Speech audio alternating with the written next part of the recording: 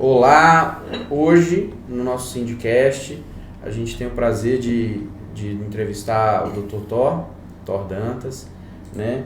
Ele possui, é óbvio, ele é médico, né? Desde 1997, né? Graduou-se em 1997, tem mestrado em Medicina Tropical pela Universidade de Brasília, doutor em Medicina Tropical também, possui títulos de especialista em Clínica Médica e Infectologia, com área de atuação em hepatologia, tá certo? Tá certíssimo.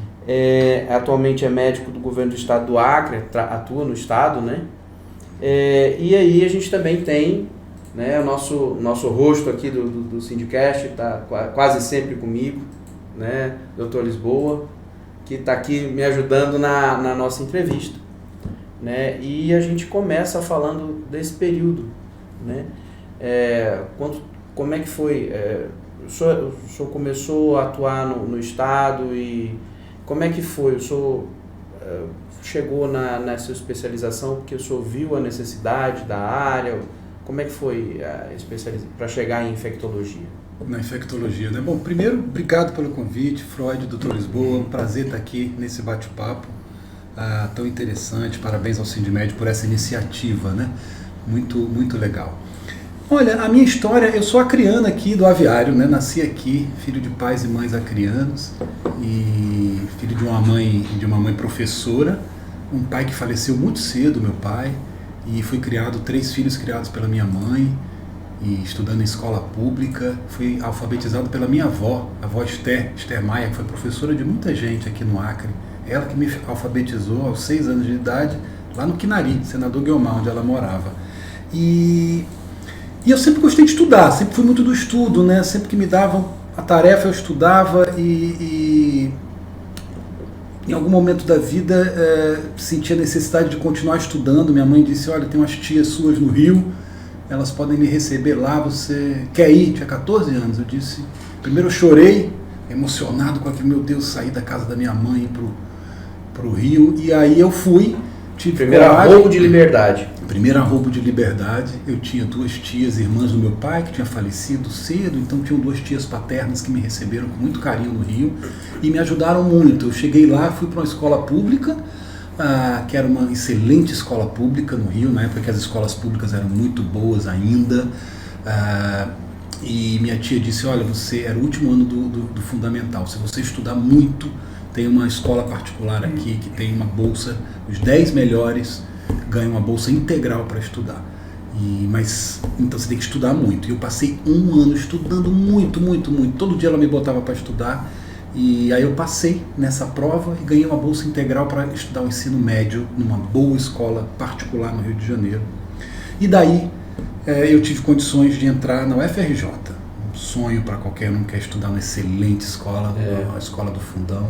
E ali eu fiz a Universidade Federal do Rio de Janeiro, que na época inclusive rivalizava com, era o início das provas para medir, avaliar, comparar as escolas, ter ranking nacional. Sim. Era cabeça a cabeça com a USP ali para ver qual era melhor. Eu me lembro que a primeira prova que teve a FRJ foi na frente da USP, foi aquela sensação de ganhamos de São Paulo, aquela coisa, São Paulo é melhor em tudo. Mas era uma excelente escola a FRJ e ali dentro eu descobri, né, muita coisa interessante. A medicina me seduziu muito desde o início, porque eu gostava muito de estudar e sempre gostei muito de pessoas, de ter contato com as pessoas, de cuidar de gente. A medicina é isso, né? É muito estudo e gostar de gente, gostar de cuidar dos outros. Então foi isso que me atraiu para a medicina. E a infectologia, é difícil explicar a especialidade. Às vezes eu brinco que parece que é a especialidade que escolhe a gente. Não é a gente que escolhe ela, porque a gente não sabe muito bem por que foi parar ali, né? O que eu identifico, né? Eu sempre gostei dos temas que a infectologia tinha, então quando eu passei pela faculdade, aqueles assuntos me despertavam interesse, acho que essa é uma coisa óbvia. É uma especialidade que lida com coisas muito variadas dentro da medicina. O infectologista, ele tem que ser um bom clínico, de paciente grave, de paciente ambulatorial, da UTI ao consultório. Ele tem que dominar estatística, indicadores de saúde, ele tem que entender de saúde pública. Então, o espectro de coisas que o infectologista estuda, epidemiologia, saúde pública, indicador, estatística, paciente grave, paciente ambulatorial, pacientes agudos, pacientes crônicos, aquilo me despertava interesse, porque eram muitas coisas interessantes. É outra coisa que me atraiu. E por fim, eu acho que eram os professores também, que eram muito bons. Os meus professores na infectologia... Parece que encanta a gente, né? Demais, né? O papel do professor, né? Lá na faculdade, no Fundão, que é uma grande escola, os professores da infectologia eram tidos como os melhores. Então eu olhava para eles assim, eu quero ser igual a esse cara, né? Eles eram muito bons, assim. E aí eu me espelhava nisso. Então juntou tudo isso e eu entrei na infectologia. E aí quando cheguei no Acre, aí descobri a hepatologia, porque aqui no Acre as doenças do fígado são muito comuns por causa das hepatites. Exato. E aí eu acabei descobrindo as doenças do fígado. Tudo aqui que é relacionado ao fígado vinha para o infectologista quando eu cheguei aqui. E aí eu comecei a estudar hepatologia e aí virei hepatologista também. Hoje eu cuido de todas as doenças do fígado também que não são relacionadas às hepatites, não relacionadas às doenças infecciosas. De modo que são essas as minhas duas áreas de atuação hoje, a infectologia e a hepatologia, com muito interesse em tudo que é novo, interessante dentro da medicina.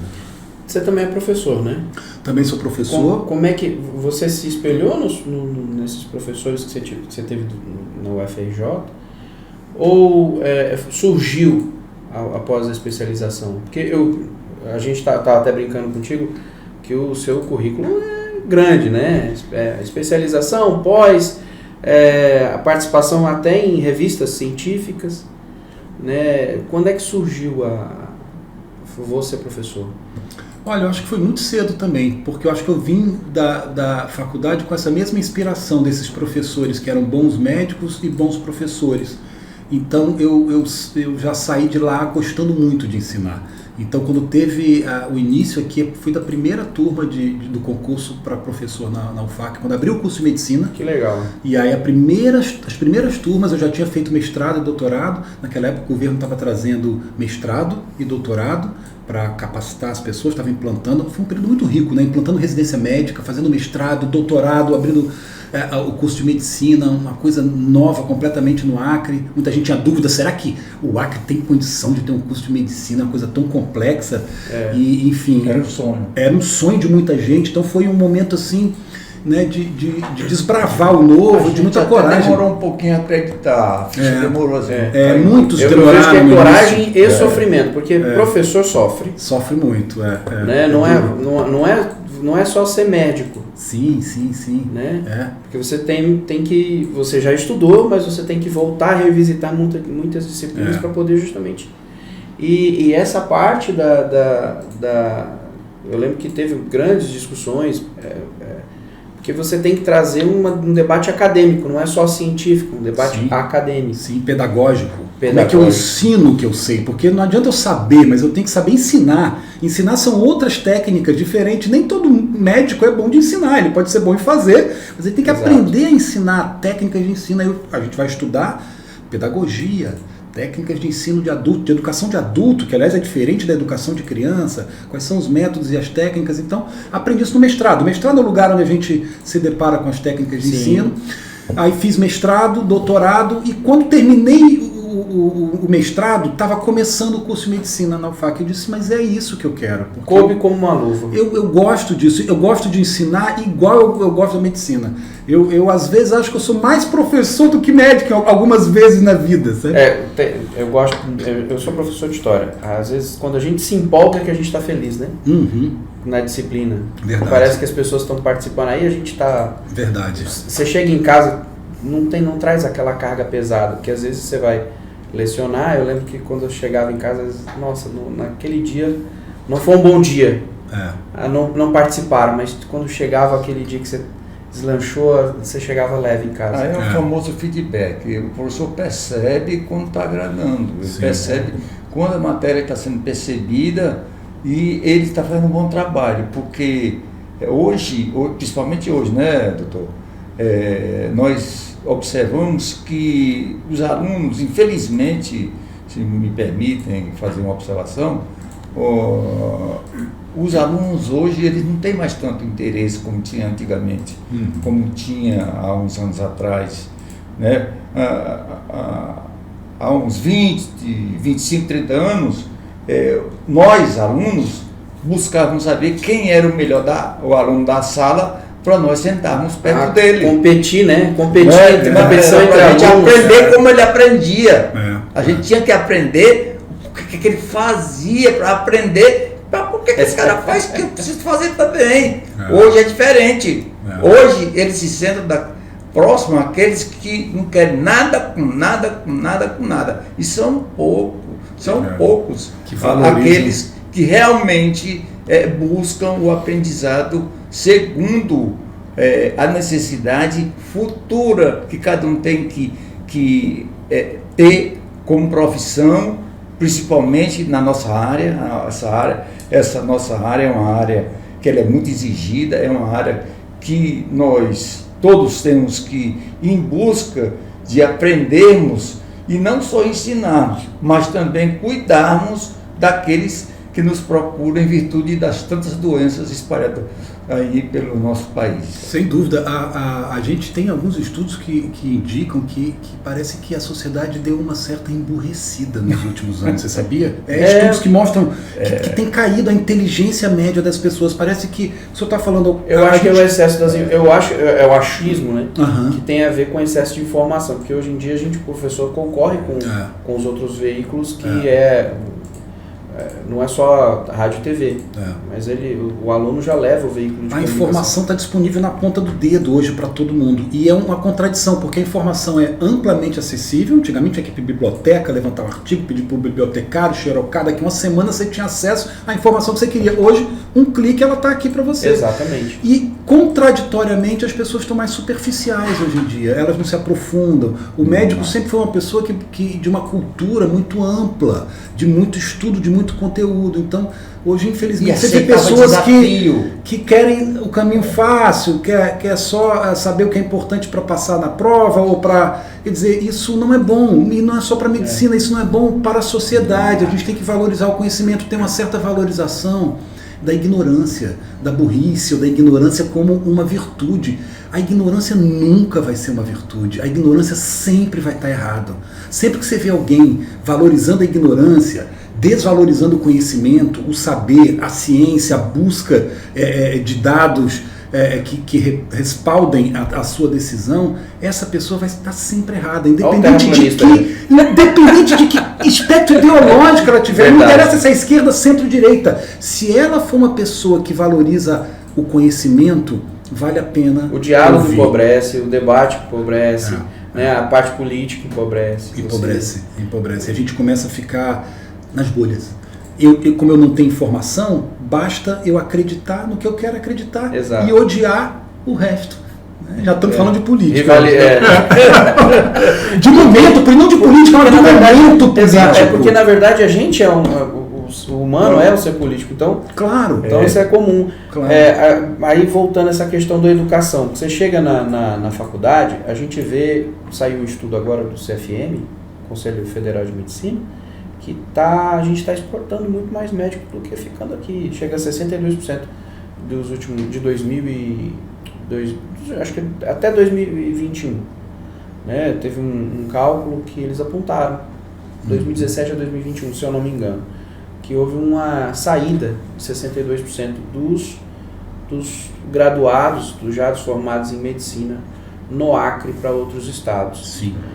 Eu vi que um dos argumentos que a CFM aponta é o interesse pelas especializações, mas a gente vê que vai mais além, né? Sim. Vai mais além, vai falta de vaga para médico, mesmo que aqui tenha 1,40 e poucos % de médico a cada mil habitantes. Eu vejo que, não sei, você pode até discorrer sobre isso mais, com muito mais qualidade. Eu vejo que existe não é só o empobrecimento do conhecimento, mas a falta de pensar em médico. A gente tem duas universidades, né? Sim. E a gente não está primando pelo interesse de mantê-los aqui. De fixar esses médicos aqui. Esse é um grande problema do Acre hoje. E a residência médica também, que é importante falar. São 2 faculdades de medicina e os programas de residência médica, que são fundamentais, que é a especialização. Exato. Ele sai da graduação, ele vai se especializar na residência médica. Então a gente já tem aqui diversos programas de residência médica em anestesia, em cirurgia geral, falta anestesia. ginecologia, e está faltando anestesista. O que acontece? A gente não está absorvendo o especialista quando sai da residência. Primeira coisa, ele se forma e não tem uma política de contratação casada com o fim da residência. Porque quando ele termina a residência, ele vai procurar emprego. Se não tem ninguém contratando ele aqui, ele vai para onde estão contratando ele. Então, o governo do estado precisaria ter uma política de formulação de concursos, ainda que simplificados no primeiro momento. Vai que o concurso público, né, efetivo seja mais complexo de fazer todo ano, mas pelo menos um simplificado e um efetivo a cada ciclo maior, de mais tempo, mas para absorver esses profissionais e eles fiquem aqui.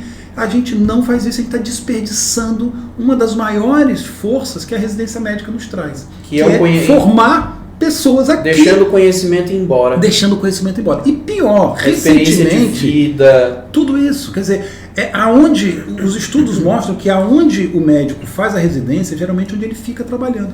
Quando ele sai da residência, ele já tem os contatos locais, o preceptor dele já chama para trabalhar com ele, ele já às vezes já casou ali, já conheceu a esposa, já conheceu o marido, já tiveram filhos, então ali é onde ele tende a ficar, mas a gente tem que ajudá-lo a ficar, porque às vezes ele vai embora a contragosto, porque a gente não o contrata. Mas pior do que isso, eu tenho visto hoje em dia, e isso é muito triste, a gente tem desmobilizado os programas de residência médica, cara.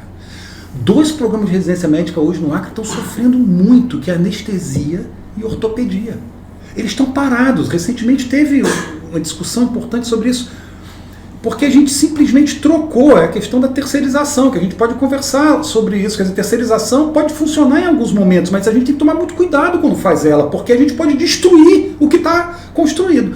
A terceirização da anestesia no Acre e da ortopedia no Acre destruiu a residência médica. Que acaba com uma cultura, né? Acabou, vieram as pessoas terceirizadas, os preceptores simplesmente foram tirados, e você não tem mais a residência médica hoje nessas 2 áreas, são estratégicas para o Estado. Como falta ortopedista nesse Estado e como falta anestesista nesse Estado. Então, a gente tem que rever isso, eu acho que está errado. A terceirização, ela tem que vir focado, né, em serviços principalmente meio. Isso é uma coisa que é bem demonstrado que funciona, limpeza, manutenção, isso é ótimo, funciona muito bem. Que é mais ágil, né? É ágil para fazer a manutenção das coisas, para comprar, trocar, mas para serviços fins, eventualmente você pode até ter um serviço fim ou outro que terceirizado funcione, mas você não pode terceirizar toda uma cadeia de serviços médicos do Estado. Imagina tudo terceirizado. A gente tá terceirizando até cirurgia geral. Saiu o edital agora até cirurgia geral, sendo que tem programa de residência médica. Isso não faz o menor sentido. Você terceirizar. Você está mandando embora o conhecimento de gente que você forma aqui. Você diz, não, obrigado, eu vou terceirizar, contratar de fora. Então a gente precisa rever isso. Eu acho que isso é uma coisa muito grave que está acontecendo nesse exato momento no Acre. O senhor tem toda a razão. O senhor está super capacitado para emitir qualquer opinião sobre todos esses aspectos. Todos nós sabemos isso e o senhor está bem disposto e disponível para ser um dos comandantes da saúde do nosso Estado. E esse assunto que o senhor ventilou agora, certamente é algo que incomoda muito a nossa classe médica. O senhor bem sabe. Como pode alguém gerenciar um Estado e fazer isso? Gerenciar um Estado e contratar pessoas de fora para cirurgia geral. Cirurgia geral. Oh, meu Deus, eu não consigo entender isso. Eu também entendeu? Não. Eu também não. Doutor, eu e todos nós aqui, nossos colegas médicos, nós conhecemos, respeitamos e admiramos por demais o senhor. Obrigado. Porque o senhor sempre demonstrou ser possuidor de uma avaliação isenta e honesta em todo assunto que o senhor vai analisar. Obrigado, obrigado. E nós outros poderemos até discordar do senhor em alguns aspectos. No entanto, nós separamos os assuntos com os quais nós debatemos, porque o seu valor não tem a menor dúvida da importância dele para o Estadual. Obrigado Entendeu? por suas palavras e do E senhor. eu estou falando isso não jogando confete, estou apenas falando a verdade. Obrigado. Que todos nós temos ficamos muito à vontade em falar a verdade. Obrigado. Nós, só para complementar Sim. esse raciocínio, eu diria mais ainda que o senhor, como um profissional de saúde, conhecedor dos grandes problemas do Acre, se o senhor um dia, quem sabe, o senhor resolver participar da política, de repente o senhor poderá até fazer um trabalho além da parte médica, engrenar a parte médica com a parte de segurança e a parte de educação, porque essas 3 áreas, quando bem administrada, alavanca qualquer população no sentido de melhorar não só aquele ambiente, né, onde eles estão morando e produzindo, mas sim também exportando para outros locais que necessitam tanto desse tipo de investimento. E nós estamos aqui muito felizes pela sua presença, doutor. Obrigado. Eu também estou feliz aqui dessa conversa franca, desse debate de ideias, porque eu acho que a gente vai encontrar solução para os problemas debatendo os problemas de forma clara, honesta, botando foco, luz em cima do problema. E a gente não vai concordar em tudo, a democracia não é isso, não é concordar em tudo. A democracia é que a gente possa conseguir encontrar aquilo que a gente concorda, porque a gente concorda em muitas coisas, a gente discorda em outras tantas.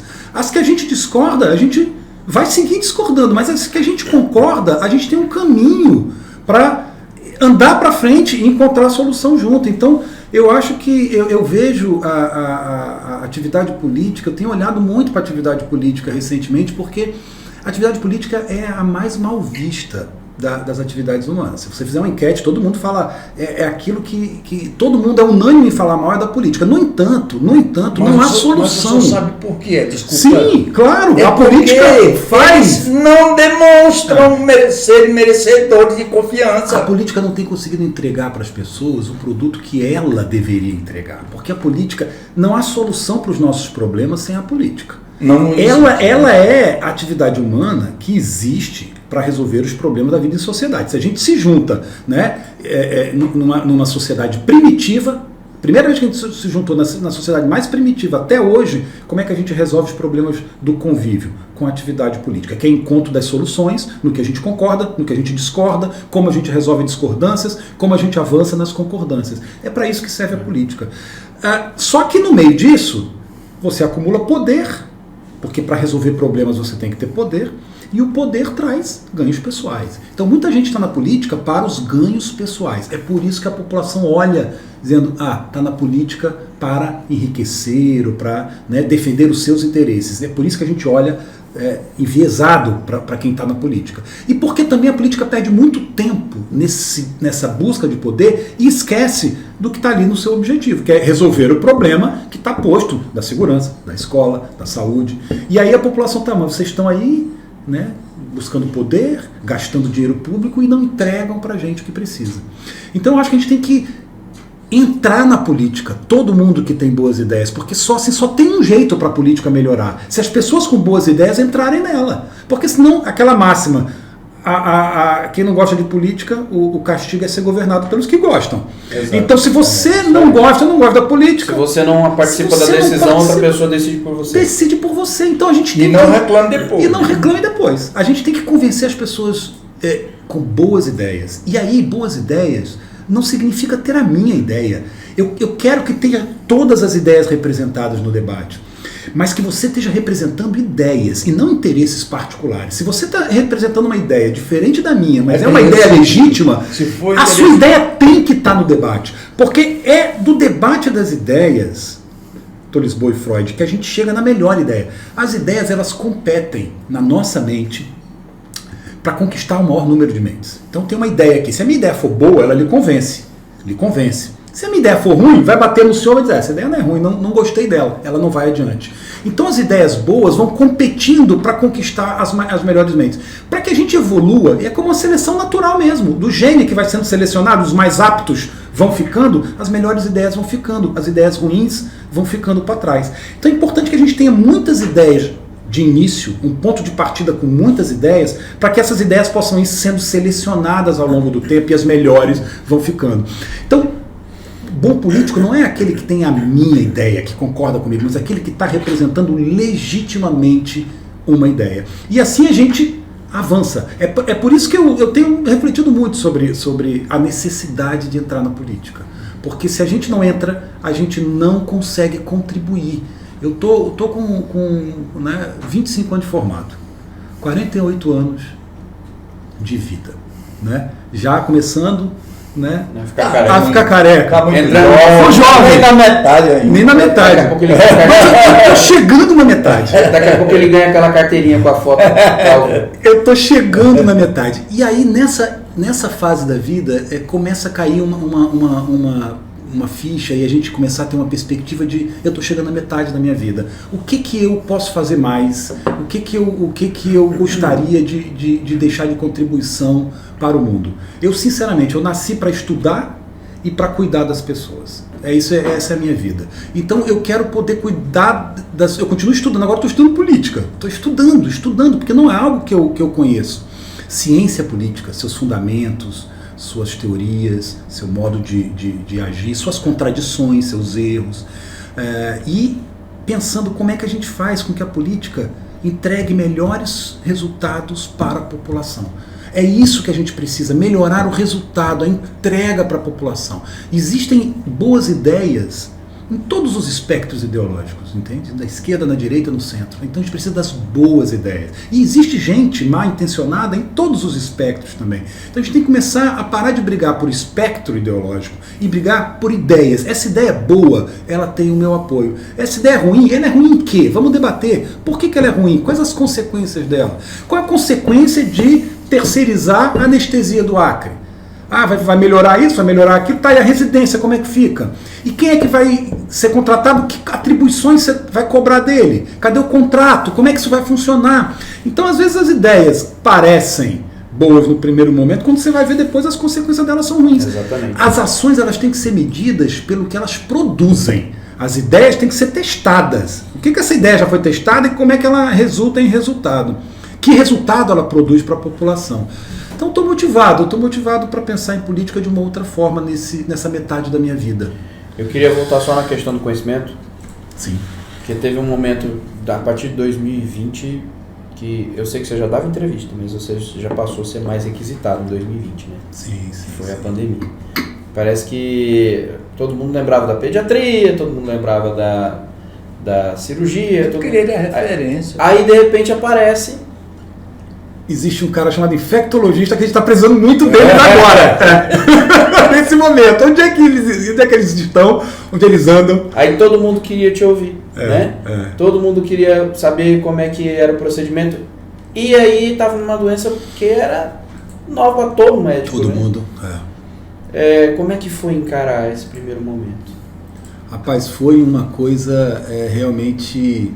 marcante demais, né? É um evento histórico que não acontece toda hora, não é toda geração que vive o que a gente viveu, para começar. E você acha que ela foi mais impactante que a gripe espanhola? Eu sei que morreu muita gente, vacina não teve, foram quase 2 anos quase a gripe espanhola. Mas eu vejo que a Covid parece que está superando. Em algumas características, né? O mundo mudou muito daquele tempo para cá, então a comunicação e a mobilidade global, falava da comunicação, então acesso e a produção do conhecimento muito mais rápida. Mas também a mobilidade global absurdamente maior, então isso favorece a disseminação. Tem gente que diz que a gente está num período da humanidade chamada de pandemiceno, como se fosse uma era geológica, né, das pandemias. Por diversos fatores, mudanças ambientais, climáticas, econômicas, mobilidade global.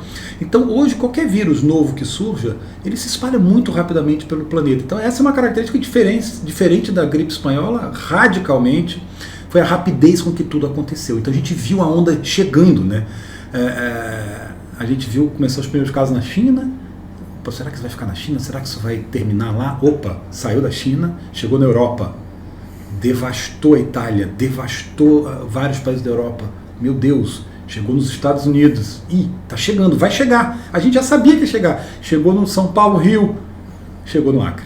Então era uma questão de tempo até que essa onda chegasse até nós. Eu acho que no primeiro momento, acho que todo mundo ficou com sentimentos, né, muito, muito mistos de medo. Todo mundo teve medo, porque é o novo, o medo do novo, né, de ir para o fronte de batalha. Olha, tem um inimigo ali, vamos todo mundo encarar esse inimigo. Então os médicos, os enfermeiros, os fisioterapeutas enfrentaram um inimigo desconhecido, né?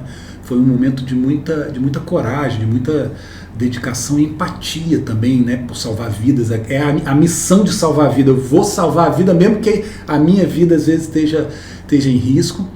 Ao mesmo tempo a ciência toda correndo para produzir resultados. Então vamos para os laboratórios, os cientistas, vamos pesquisar que vírus é esse. E aprendendo com o vírus. Aprendendo com o vírus, e a pandemia andando tem uma charge muito interessante que é o cientista no microscópio estudando e toda a sociedade atrás esperando, vamos lá, cadê o remédio, cadê a vacina, cadê os resultados? Então é isso, todo mundo se virou, dizer, bom, agora é a vez dos cientistas, dos infectologistas, dos epidemiologistas e nos ensinarem, explicarem o que está acontecendo e nos guiarem nesse caminho para a gente sair disso. Então foi um momento muito desafiador, mas ao mesmo tempo também um momento que você sentia que era o seu dever, era a sua missão.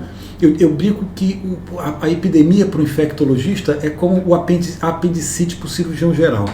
Né? A apendicite, o cirurgião geral está aí no pronto-socorro, só ele pode resolver aquilo. É quase para que ele existe, é quase para que ele foi feito. Tem que agir naquele momento. Só ele pode resolver e ele tem que acordar a hora que for para resolver aquilo, porque só ele pode resolver aquilo. Né?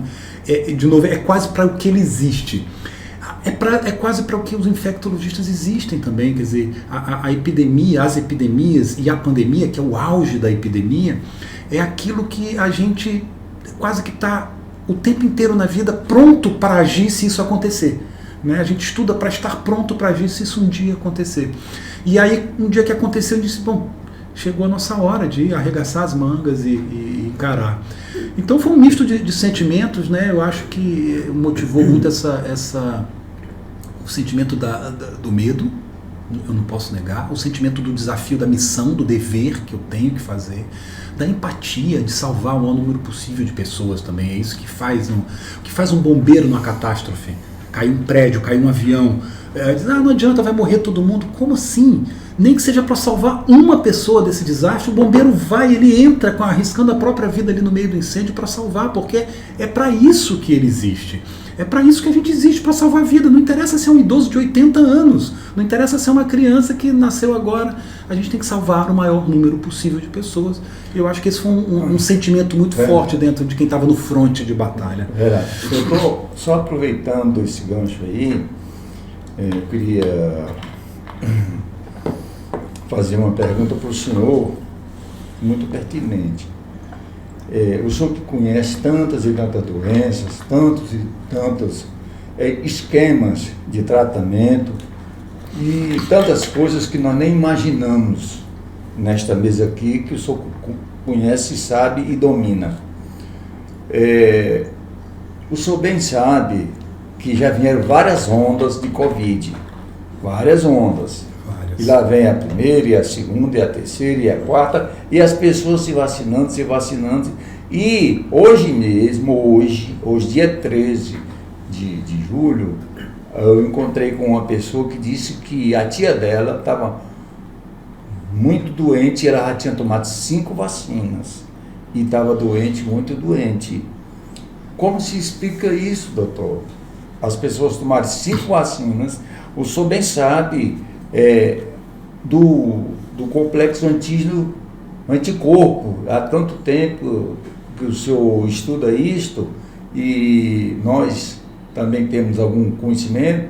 No entanto, a gente aquelas doenças antigas, a gente chamava de as viroses próprias da infância, etc e tal, que eles demoravam 10 anos para produzir uma vacina, não era assim? Sim. E para poder essa vacina ser liberada, né, para o uso de forma para todo mundo, né? E nós, nos dias de hoje, com uma vacina que é produzida, e nós tomamos a vacina, eu particularmente já tomei 4.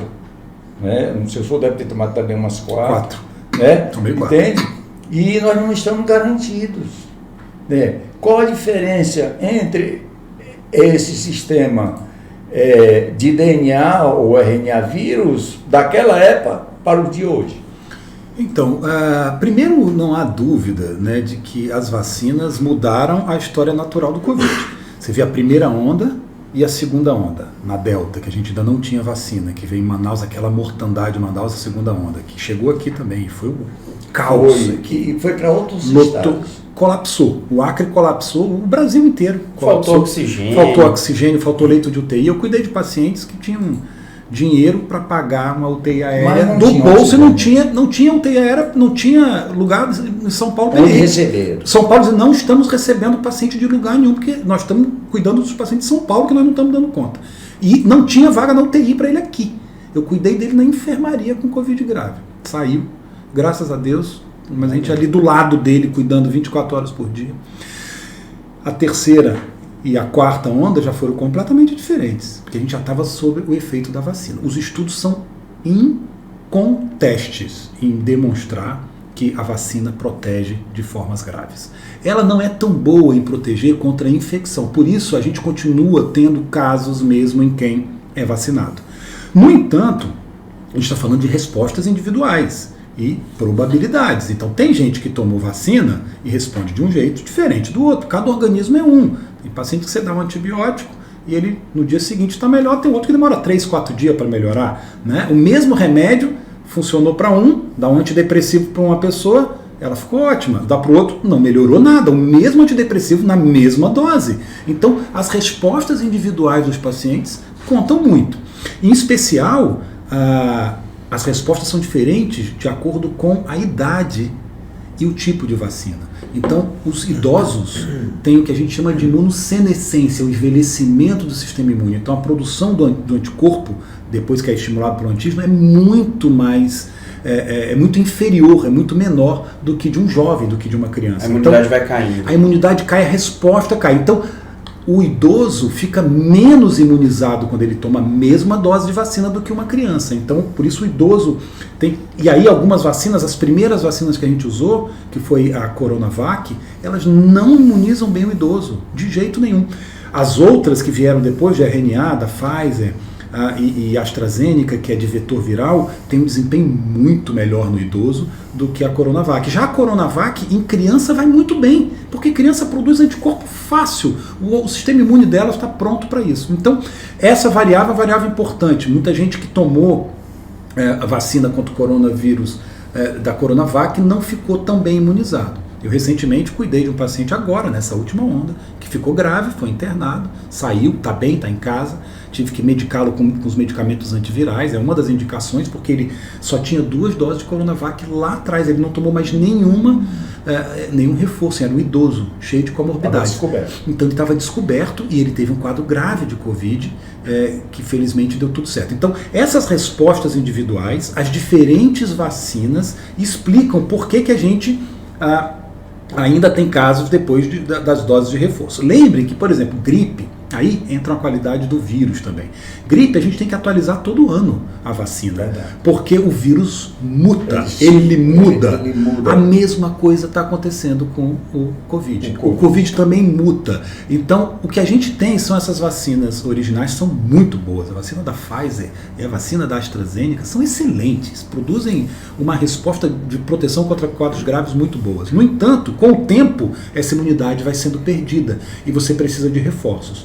O que a gente está fazendo são reforços com as mesmas vacinas. Eu acho que em breve a gente vai começar a produzir vacinas atualizadas, com a cepa do Covid que está circulando naquele ano. Provavelmente o Covid não vai embora de vez, ele vai ficar entre nós. Vai ser mais ou menos que nem como a gripe. Como a gripe, eu diria mais como a gripe, porque é agudo, né? A AIDS é uma doença que você fica crônica, uma doença crônica, você leva para a vida. O Covid não. Você pega naquele momento, ou você cura... longitudinal, né? Exatamente, ao longo do tempo. O Covid é agudo, né? Como a gripe, como a pneumonia. Curou, falece ou sai e fica curado, mas pode deixar sequelas, né? O Covid longo.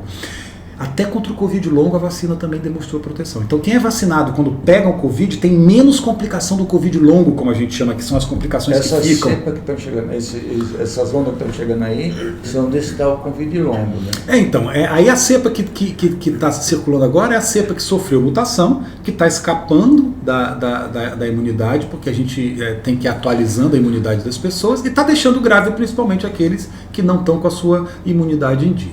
Um aspecto importante também que o senhor levantou aí e que é característica essencial da ciência, muita gente tem dificuldade um pouco em compreender isso, é a rapidez da solução. Poxa, mas como é que tão rápido acharam uma vacina? Né? As outras vacinas demoravam tanto tempo. O que acontece com a característica da ciência é que as coisas vão ficando cada vez mais rápido ao longo do tempo. O avanço da tecnologia tem essa característica.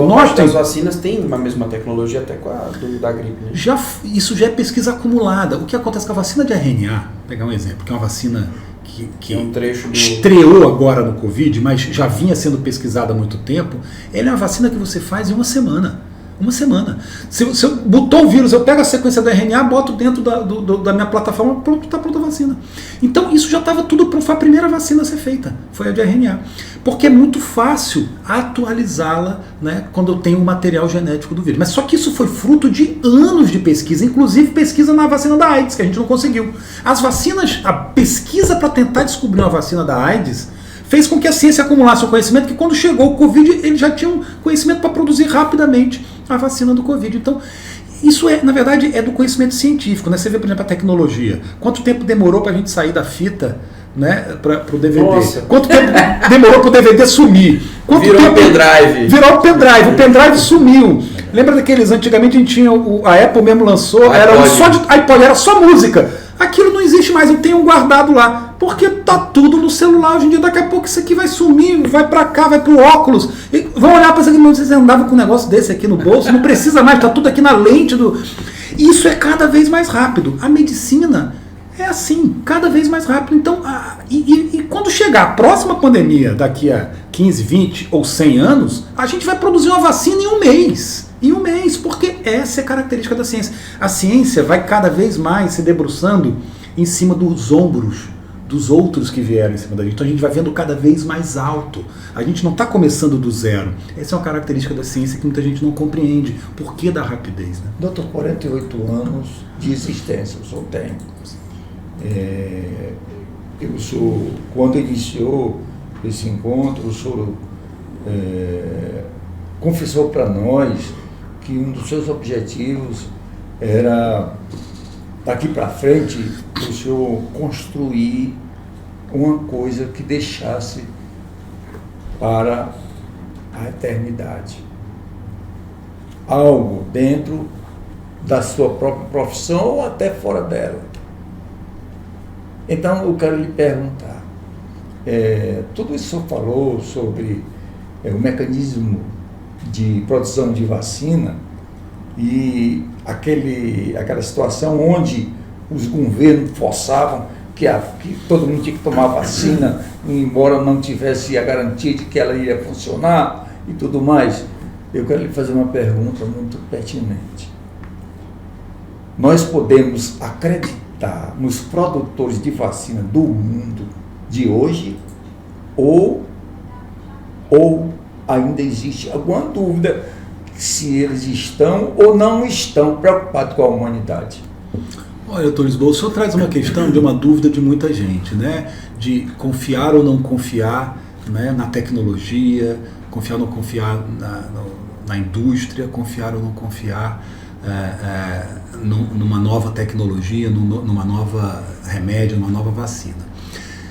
Eu acho que o ser humano ele tem que ter um equilíbrio necessário entre a desconfiança e a confiança. Se você desconfia de tudo, você está liquidado, porque você não vai tomar... Eu lembro de uma vez eu interno, estudante de medicina, dando plantão no Miguel Couto, o maior hospital de emergência do Rio de Janeiro, referência na emergência lá. Eu era interno, era bolsista, fazia um concurso para ser interno da rede pública do Rio de Janeiro, escolhi os hospitais, escolhi Miguel Couto. Você estava no Brasil, isso não me engano. Não, Miguel Couto era ali perto da Gávea, no Leblon. Ali no centro era o Souza Aguiar. O Souza Aguiar, que é outro muito famoso, são os mais famosos. Souza Aguiar. Mas eu estava no plantão, aí um belo dia chega um médico clínico antigo, que estava lá já quase se aposentando, olhou uma prescrição e disse assim, essa é boa, estão tratando infarto com AS agora. Virou as costas e foi-se embora. Pois estamos. Mas ele não acreditou naquilo. Isso como? Isso daí é invenção. Como é que vocês vão tratar com AS? Né? Na verdade é um antiagregante plaquetário. Ele inibe que a plaqueta se agregue e forma o trombo. Então, se você fica duvidando muito tempo, você vai perder muita gente que você poderia ter salvo porque não acreditou que agora estava provado que o AS faz bem para quem tem problema coronariano. Então, a desconfiança ela tem que ter um equilíbrio. Veja bem, a gente hoje prescreve uma série de medicamentos dentro dos hospitais, se submete a uma série de procedimentos dentro dos hospitais, acreditando que aquilo é para o nosso bem, né? Abre o peito, bota estente, a gente faz exame, injeta contraste, a gente toma remédio na veia, a gente toma anti-inflamatório. A causa mais comum de agressão ao fígado no mundo são os anti-inflamatórios. A causa mais comum de sangramento gastrointestinal no idoso é anti-inflamatório, de lesão renal aguda no idoso é anti-inflamatório, e a gente toma anti-inflamatório sem questionar que mal isso está fazendo para a gente. Então, eu acho que num determinado momento houve uma certa, posso chamar assim, histeria de duvidar em excesso daquilo que os cientistas estavam produzindo. Ora, eles produziram uma vacina, vão ganhar muito dinheiro. Sim, mas é assim que funciona o mundo. Eu invento uma solução que é boa para você, vendo, você precisa dela, isso faz parte do mundo. Agora, a gente tem que ter os observadores externos. E tudo hoje é auditado. É verdade que alguém pode produzir uma mentira para enganar? É verdade. Um placebo. Mas isso não dura. Isso não dura muito tempo, porque uma das características da ciência, né? Uma das características da ciência também que as pessoas não compreendem é que ela é pública, reprodutível e checada constantemente por pares. Isso faz com que não exista nenhuma, até hoje na história da medicina, nenhuma mentira científica que tenha durado muito tempo. Elas rapidamente são descobertas. Por causa desse método de autocorreção. A ciência ela é autocorrigível, ela se corrige por si só, porque sempre tem alguém apontando, esse estudo tem falha, isso aí tem erro, então eu quero ver os resultados, eu quero ver o seu banco de dados, deixa eu fazer o mesmo experimento para ver se eu chego no resultado que você fez. Opa, deu certo, é igual. Ok, deu diferente, temos que ver onde está o problema. Contesta. Essa checagem constante é que faz a gente evoluir. E foi o que fez a gente perceber, por exemplo, que a cloroquina não funcionava. Eu prescrevi cloroquina no início porque teve professor meu ligando da França. Porque aqui tem muita cloroquina que é na malária. Então, você está na Amazônia, eu aqui não tenho cloroquina. Um professor meu, infectologista, bem no início. E meu filho está aqui com Covid. Será que você consegue uma cloroquina e mandar para mim aqui? Porque tinha saído um estudo de um francês que mostrou um gráfico bonito dizendo que quem tomava cloroquina estava morrendo menos. Aquele estudo dele estava errado.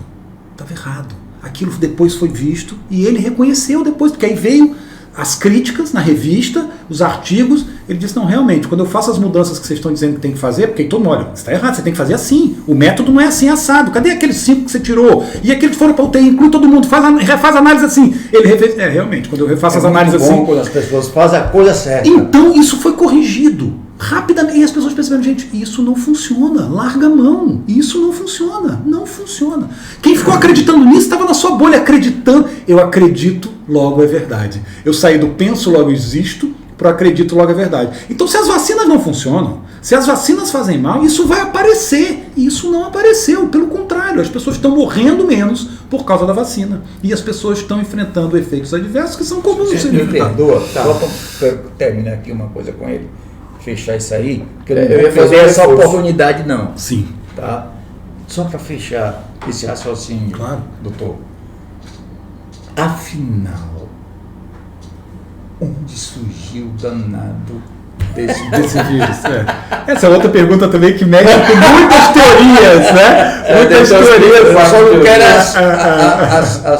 as teorias conspiratórias. Você sabe que, se eu citou AIDS ou HIV, quando o HIV eu surgiu... sou sabe muito mais do que nós. Sim, e não sei um monte de coisa também. O importante é a gente ter E é importante dizer que não é mistério, não é que ele sabe que está escondido. Exato. Porque a ciência tem os seus mistérios que ela vai desvendar com o tempo. A gente passou muito tempo especulando de onde surgiu o HIV. E muita gente inventou teoria conspiratória que foi fabricada em laboratório, que era para dizimar essa ou aquela população, etc, etc.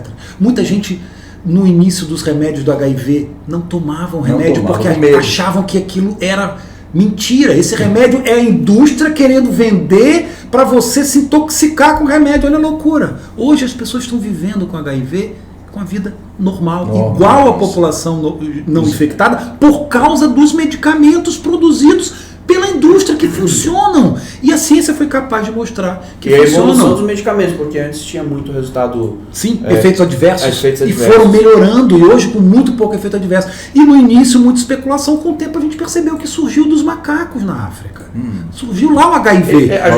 Na minha infância eu já tinha essa notícia, mas eu não sabia se era verdade. É verdade, até provado que surgiu de 2 espécies de macaco na África e que passaram em algum momento para o ser humano por causa desse contato íntimo com os animais. Então, o contato íntimo dos humanos com animais é uma das coisas que favorece o surgimento de novos vírus para infectar humanos. Vírus emergentes, né? Exatamente. E diversas doenças vieram dos animais. Não é novidade, sabe? O sarampo veio dos animais, a dengue veio dos animais, a tuberculose veio dos animais. Diversas doenças vieram em algum momento dos animais. Leishmaniose, as zoonoses. Todas as zoonoses vêm dos animais pra gente. Então, o HIV veio desse contato íntimo do ser humano com os primatas lá no continente africano. Em algum momento ele sofreu a mutação e passou a infectar os seres humanos. Provavelmente a mesma coisa ocorreu com o Covid. Esse contato íntimo naquele mercado de Wuhan, em que tinha muitos animais vivos em contato íntimo, uns animais com outros, isso também favorece com que o vírus sofra mutação, sabe? A ave com o réptil, o primata com a ave e o suíno. 2 animais têm parece grande importância, por exemplo... Tem um bicho que parece um tatu. Isso. É o civeta, isso. É um animal próprio de lá, que é um dos que serviu de reservatório para a mutação do vírus. Então, provavelmente veio dali. A gente ainda vai pesquisar e ter mais dados sobre isso exatamente, para concluir de uma forma tão inequívoca como concluímos com HIV, mas provavelmente esse foi o cenário inicial. Porque ainda está sendo estudado esses vetores, né? Ainda é bem novo, né? A gente, na verdade, o que a gente avançou com o Covid em tão pouco tempo é impressionante por causa da característica da ciência de ser cada vez mais rápida. É verdade. É só não querer mudar o assunto, mas a gente começou até tratando sobre essa questão política, e também Covid virou questão política. Verdade. E esse ano o senhor já recebe um convite, né? Começa a estudar política. Sim. E passa a ter o interesse de já é pré-candidato, né? A deputado federal, não é isso? Me coloquei como pré-candidato. Pode contar pra gente, assim, de onde veio esse interesse? Porque eu sei que você já trabalhou em gestão. Né? Sim, já estive na gestão da Secretaria de Saúde, da Fundação. Você já sabe como é que é carregar essa cruz. Da gestão. É uma cruz pesada, assim, gestor. Aí passa a questão do enfrentamento, porque é enfrentar a política de frente, porque você vai discutir hoje política com todos. E não é só a gestão, que é a parte técnica. Sim. Pior do que a gestão, só a gestação. De onde veio esse interesse pela política? Freud, surgiu justamente isso que eu estava falando, de entender que a política não há solução para os problemas sem atividade política. De que eu, como médico, tenho a capacidade de ajudar muita gente que chega até mim, né? Que chega no ambulatório, que chega no consultório, que eu consigo atender, que eu consigo ajudar. Mas que a atividade política é a única capaz de ajudar tanta gente ao mesmo tempo.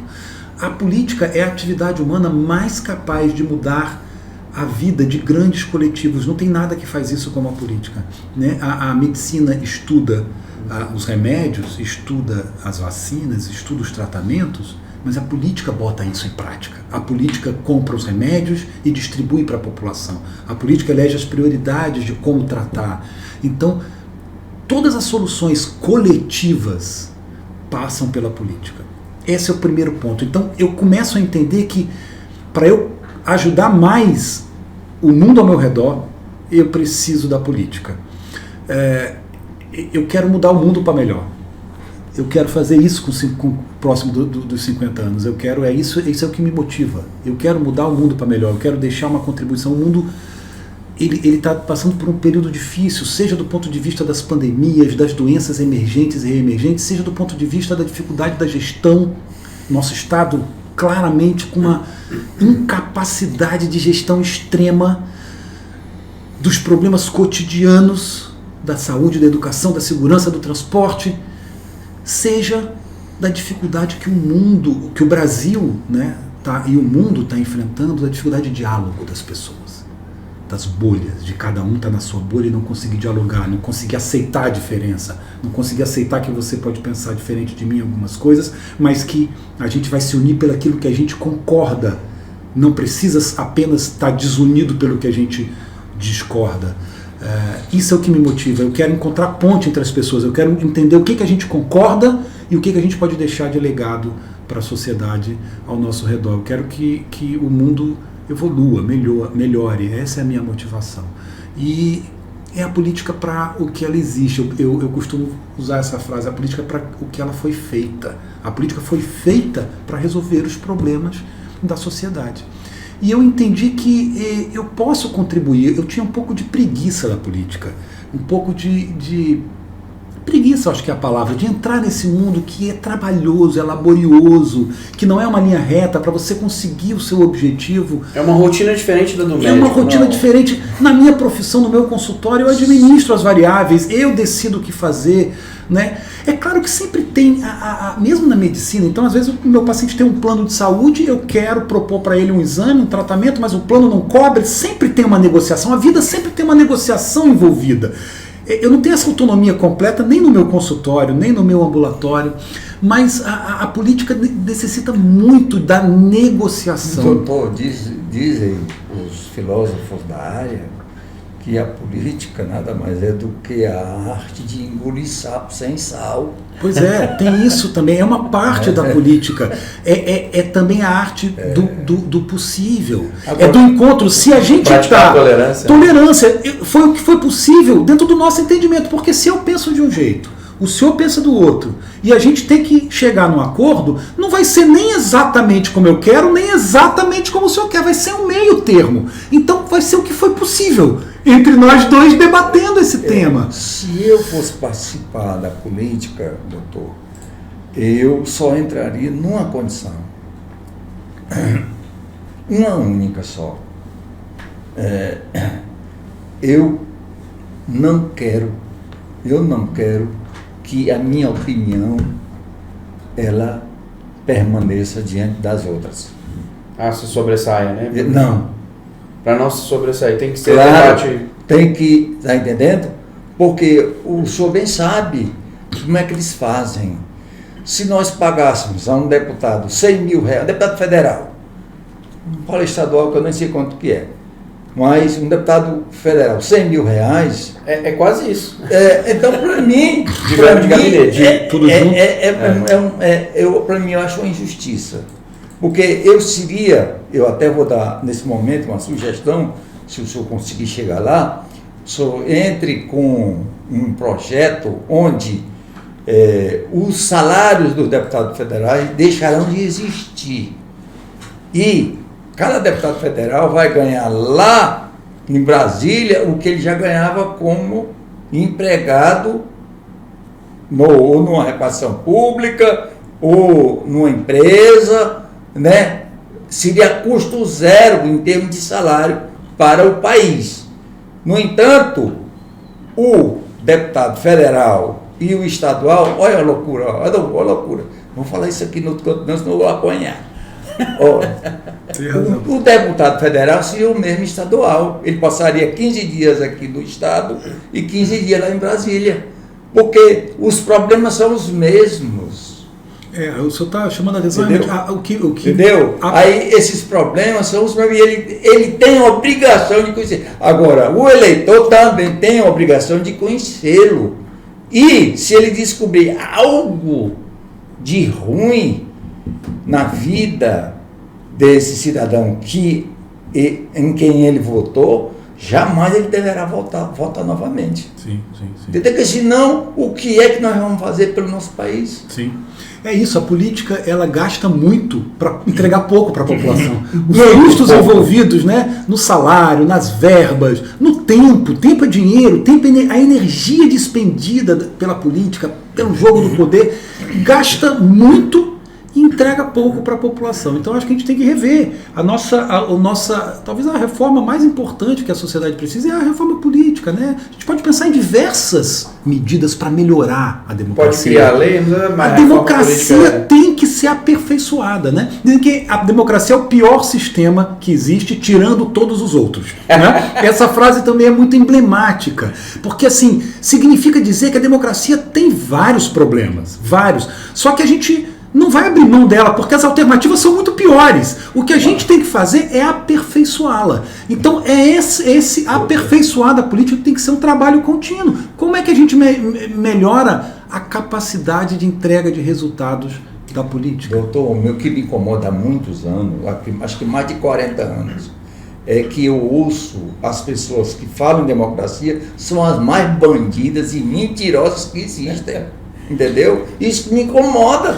Mas veja, o charlatão na medicina também, ele vende o charlatão da medicina que vende o milagre, é aquele que fala que vai curar, que vai... Então isso existe em todas as áreas. A medicina está cheia de charlatão também, a política está cheia de charlatão, de pessoas que estão ganhando... Toda a profissão existe. Cabe a nós descobrir quem são esses. Perfeito, de separar o joio do trigo e dizer, vem cá, não é falar mal da medicina, é descobrir os bons médicos. Não é falar mal da política, é descobrir a boa política, o caminho da boa política. Não tem outro jeito. E enganchado nisso aí, quando alguém vem falar mal de um médico, eu sou médico. Aí eu não parto para defesa, não. Eu digo só assim, meu irmão, não é porque ele é médico. Se ele fosse dentista, pedreiro, carpinteiro, ele seria ruim do mesmo jeito. É isso. A mesma coisa existe na política. Também não gosto de ficar falando mal de político. E aí cansei de ficar falando mal da política e não ajudar a melhorar. O que eu quero, sinceramente, é ajudar a melhorar um pouco a política. Eu não vou resolver todos os problemas, né? Não tem essa... Mas eu quero contribuir, eu quero deixar minha contribuição. Igual eu deixei minha contribuição na formação médica no Acre, eu deixei minha contribuição na medicina do Acre, eu deixei minha contribuição na medicina privada, na medicina pública, eu deixei minha contribuição na pandemia, eu estou deixando minha contribuição para o mundo criando meus filhos, eu estou criando meus filhos para fazer os cidadãos melhores para o mundo. Melhor do que o pai dele. Melhor do que eu fui, cidadãos né, que saibam conviver. Isso é que em democracia, cada com pai respeito. tem que produzir seus filhos melhor do que ele próprio. Perfeito, eu também tenho isso como visão. Eu quero que meus filhos me superem, sejam melhores do que eu. E eu quero contribuir também para a melhoria da sociedade como um todo. E a política é o que faz isso. Então, assim, a medicina me ajudou a, como eu falei, duas coisas, né? Cuidar de gente e resolver problemas complexos. Eu quando chego dentro da UTI, dentro do ambulatório, um paciente com HIV ou com hepatite, ou quando eu estou na emergência, no pronto-socorro, com pneumonia, com meningite, pacientes graves de Covid, eu tenho um problema complexo para resolver. São várias variáveis, é a gasometria, é o exame, é como o paciente está, se melhorou, o antibiótico, a droga vasoativa. É extremamente complexo o manejo de um paciente dentro de um hospital. E eu aprendi a resolver problemas complexos. Isso a medicina me ensinou. E me ensinou a cuidar das pessoas. E eu entendo que a sociedade tem problemas complexos para resolver. Não são simples os problemas que a sociedade tem pela frente. A segurança, a educação, a revolução ética, né, a cidadania, tudo isso são problemas difíceis. A convivência das diferenças é muito complexo. Então, problemas complexos a resolver, eu acho que eu aprendi a resolvê-los. Então eu quero trazer um pouco a visão do que a medicina me ensinou, de resolver problema complexo, de lidar com gente, de saber encontrar solução. Buscar mediação. Mediação do conflito, mediação do entendimento, na busca do que é possível. Eu quero fazer um pouco do que a medicina me ensinou, eu quero trazer um pouco para a política e é uma fase da minha vida, eu vou tentar. Se eu achar que não é para mim, que eu não gostei, que eu não consegui adiante, eu volto para o meu consultório, eu volto para a minha medicina, porque isso me realiza profundamente. Na verdade, um dos maiores obstáculos para eu decidir entrar na política é exatamente o quanto eu gosto da medicina. Porque eu me realizo tanto quando eu entro dentro de um hospital, dentro de uma UTI, dentro de uma enfermaria, sento para atender um paciente no ambulatório, no consultório, isso me preenche completamente, então eu não sinto falta de mais nada. Então a política ter que abrir mão disso é uma coisa que me dói, de modo que eu tenho pensado muito como que eu não paro de exercer a medicina mesmo estando dentro da política. Eu estou tentando deixar isso equacionado na minha vida, porque eu gosto muito mesmo da medicina. E eu acho que o que a medicina me ensinou, eu posso trazer para o debate público, para o debate do que é melhor para resolver os problemas complexos que a sociedade tem. Tá certo. Doutor, a gente vai chegando no final. Já são quanto tempo, Matheus? Mais de uma hora? Ó, o assunto tempo passa, né? O tempo passa. Rápido, Conversa boa é assim. E aí eu faço deixo a palavra para o senhor, para de repente passar uma última mensagem, ou falar algo que o senhor gostaria que alguém perguntasse para o senhor, né? Que eu acho que às vezes é interessante, muito importante. Às vezes a gente não fez uma pergunta que o senhor acha saudável e importante para passar para as pessoas, né? Então, gostaria que o senhor passasse essa mensagem. Bom, primeiro agradecer essa conversa tão agradável, tão gentil, tão inteligente, as provocações todas. Eu acho que o debate ele é fundamental para encontrar a melhor ideia e a solução. Eu tenho sentido muita falta do debate hoje em dia na sociedade. A gente está muito atacando uns aos outros, o que eu acredito, né? E achando que o outro é errado só por pensar diferente de mim. Uma das coisas essenciais no convívio em sociedade, e essenciais da política, é assumir a opinião diferente como igualmente válida. Então eu não concordo com você, mas a sua opinião é tão válida quanto a minha.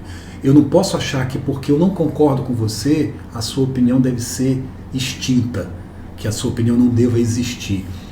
Eu quero poder dizer em que eu discordo de você e por que eu discordo de você, e talvez tentar até convencê-lo disso, né? Mas jamais achar que a gente não deve debater com quem pensa diferente. Então eu acho que está faltando debate com esse intuito, né, na sociedade. Então eu sou uma pessoa que gosto muito da conversa, do debate, da troca de ideias, então foi um prazer muito grande estar aqui. Eu acho que tudo que a gente tinha para abordar de interessante a gente abordou na conversa. Eu queria só agradecer e dizer que, reforçar que estou no momento da minha vida e que tenho pensado, quando chegando na metade da vida, como vai ser a minha próxima metade, né? E tentando pensar como que eu deixo uma contribuição para o mundo. Eu já deixei meus genes e estou tentando cuidar bem dos meus genes, que são os meus filhos. Agora eu quero deixar as ideias também.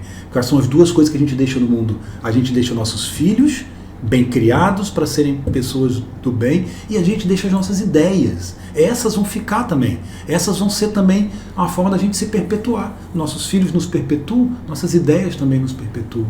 E eu quero poder discutir ideias com o peito aberto, com a mente aberta, para identificar as melhores ideias. Eu não tenho problema nenhum em ceder na minha ideia quando o outro tem razão. Aliás, uma das coisas que mais me dá prazer na vida é quando um aluno, ou um residente ou interno, descobre algo que eu não descobri. Chega, professor, o que você acha de fazer assim, assar com esse paciente? Eu acho o máximo isso. Alguém trazer uma ideia que eu não tive e ela me mostrar a ideia e eu comprar a ideia dela. Então acho que isso é fantástico, é ser convencido, é estar aberto para a ideia do outro, né? Então eu acho isso me fascina. É uma das coisas que me fascina, é o debate de ideias, é a troca de ideias, o convencimento mútuo e a tentativa de encontro do que nos aproxima mais do que o que nos diferencia. Esse é o que me motiva hoje, chegando perto dos 50. Doutor, realmente foi de uma riqueza indiscutível essa sua presença aqui hoje. Todos nós, não somente nós aqui, mas aqueles que ouvirão as suas palavras, as suas explicações, que quando o nosso amigo Freud vai fazer esse trabalho e colocar para os nossos colegas ouvirem esse encontro aqui no cast, certo? E eu quero desejar para o senhor tudo de bom, principalmente naquilo que o senhor tem de melhor, que é o conhecimento da medicina, e que o senhor está cheio de boas intenções verdadeiras para contribuir com esse Estado que tem feito tanto por nós. No entanto, nós, em algum momento, precisamos também fazer pelo Estado do Acre. E como o senhor já tem 2 filhos, quem sabe esses filhos também seguirão os seus caminhos de produção do que é bom e belo. Muito obrigado pelas palavras, foi um prazer. Obrigado, Freud. Então a gente vai encerrando, a gente agradece quem chegou até o fim, né? E até o próximo Sindicast.